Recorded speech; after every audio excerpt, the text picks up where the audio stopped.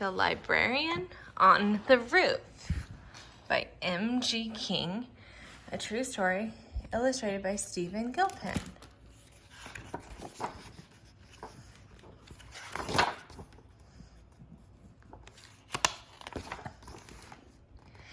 In Lockhart, Texas, stood an old library, the oldest in the whole state. 100 years ago, everyone in town visited Dr. Eugene Clark Library to check out good books and the latest news.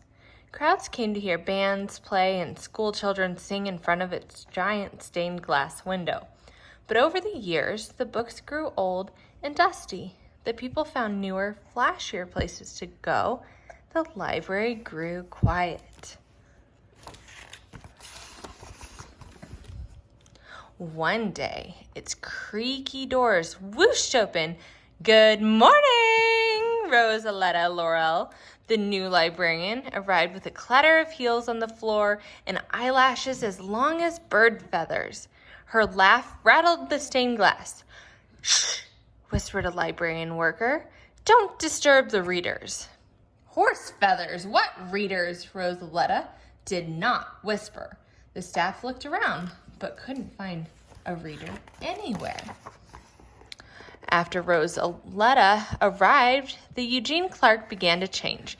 New books and magazines arrived. She told funny stories that made the staff laugh. The library was no longer quiet. "Everyone should love coming to the library," said RoseAleta. "The rich, the poor, the farmers, the townsfolks. We're here for grown-ups and for children. By the way, where are the children?" No one knew. That year, RoseAleta planned a Christmas party for the whole town. Wearing the largest hat anyone had ever seen, she led the parade around the square. "What's on your hat?" a little girl asked. "My pet doves," RoseAleta said. "Come visit them in the library." But after the party, the children still didn't come. "The library is for grown-ups," they said. "That's not true, is it, Eli?" "The children need a place in our library just for them," RoseAleta told her staff. "We need more books, picture books, mystery books, adventure books. We need tables just the right size, comfy chairs, colorful artwork, and computers. Lots of families around here can't afford computers." "Where will we get the money?" others asked. "I'll write letters and ask for donations," said RoseAleta. RoseAleta wrote plenty of letters to big businesses and important people, but no one sent any money. "We could have a bake sale," someone suggested. "We need $20,000, and we won't get it selling cookies," said RoseAleta. "We need a whole town involved. Here's my plan, but I'll need your help." "Are you sad about the library and the children?" "Okay, let's lay down." RoseAleta packed essentials, which included a tent, a bullhorn. We'll just face it towards us as I figure out you. RoseAleta packed essentials, which included a tent, a bullhorn, a laptop, 2 cell phones, and a slingshot. On a Monday morning, the staff stood outside around RoseAleta. "Be safe, RoseAleta." "We'll send you anything you need," they promised. When the people in the street heard where she was going, they had questions. "How will they sleep? What will she eat? What I want to know," exclaimed one little boy, "is how she's going to go to the bathroom." RoseAleta turned to him without batting an eyelash. "Librarians are very resourceful people," she replied.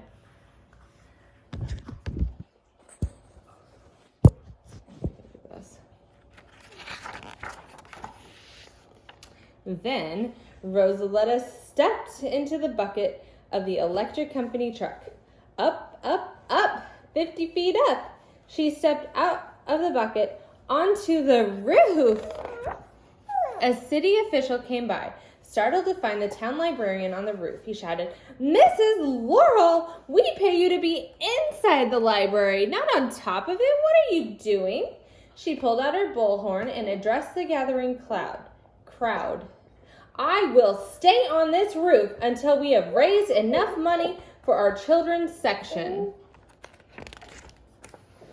News spread. After school, the children came to see RoseAleta perched there. The other librarians never camped on the roof, they said.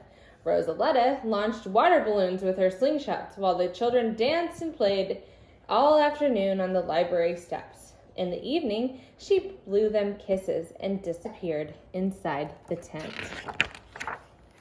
When the staff returned on Tuesday morning, RoseAleta already sat outside working on her reports. They put her breakfast in a bucket and she pulled it up, 50 feet up. She ate blueberry muffins while the birds sang in the treetops below. The town official came by again. RoseAleta, stop this nonsense right now. We are a respectable town. We simply cannot have librarians falling off the roof. Horse feathers. Respectable towns have libraries filled with children.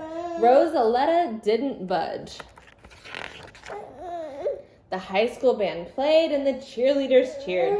Visitors and reporters arrived from everywhere to see Lockhart's daring librarian. The storekeepers and the hotel owners came to thank RoseAleta for bringing them business. They all left donations. The school children sent a pickup truck overflowing with coins they had collected for their library. On Wednesday, an employee called RoseAleta's cell phone. We got a check for $10,000. Won't you come down?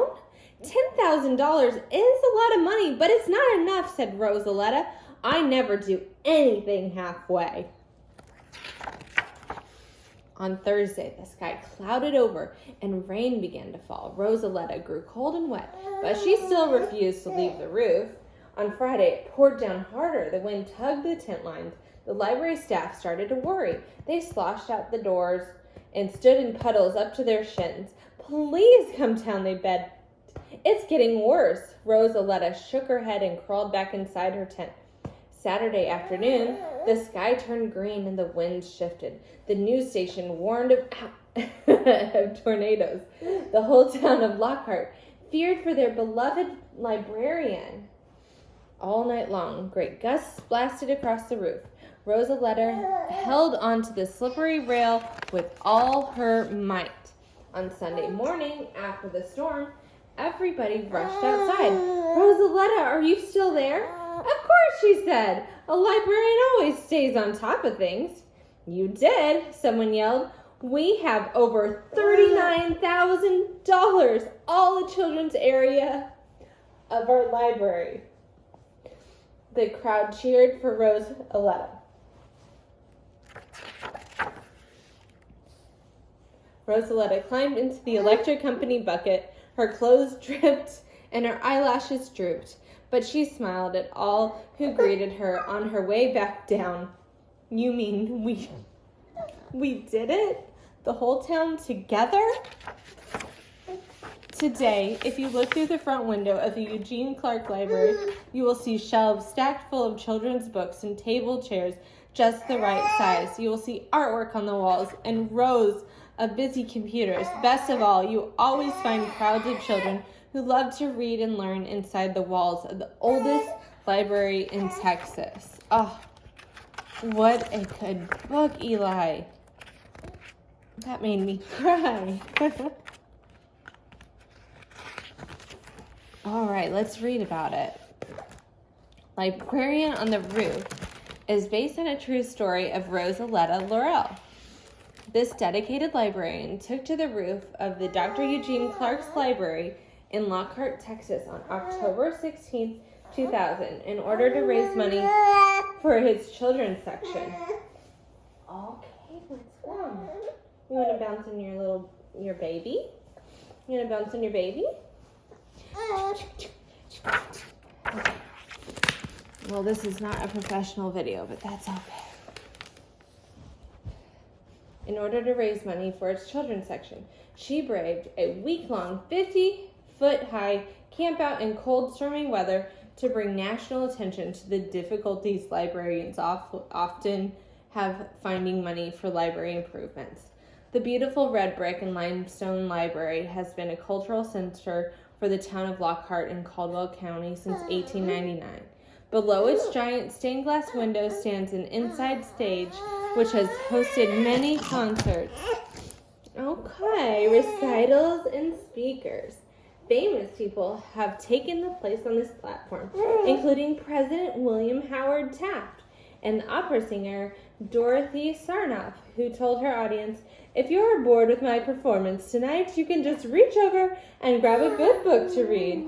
When Miss Laurel became the librarian director in 1989, she realized that she needed to make some changes to keep up with a community that was growing and changing. She oversaw the careful restoration and expansion of the historic building and brought in resources to meet the needs of Lockhart's Spanish-speaking people.